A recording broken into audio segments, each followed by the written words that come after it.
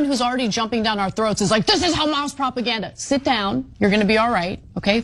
According to a recently released report from the UN, a preliminary aerial assessment of structural damage in Gaza, 45% of the homes in Gaza have been destroyed or damaged. Hamas militants operating in every one of those buildings that were destroyed by the IDF? Is that what happened?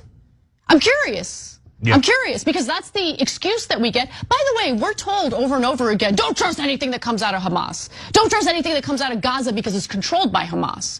Am I supposed to take every talking point coming from the IDF and the Israeli government at face value? They just justify everything they do by saying, oh, there are Hamas militants operating in the tunnels underneath.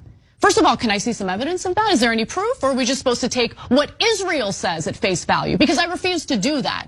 Netanyahu, in the context of that interview that we just showed you, lied incessantly. In fact, why don't I show you the next video where he makes a pretty bold claim about what Israel was willing to do for the very hospitals that have been brutalized by the IDF. Let's watch. We offered actually last night to give them enough fuel to operate the hospital, operate the incubators and so on, because we have obviously no battle with patients or with civilians at all. He's a liar. He's an absolute liar.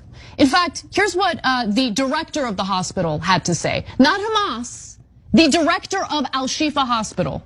Israeli claims were lies.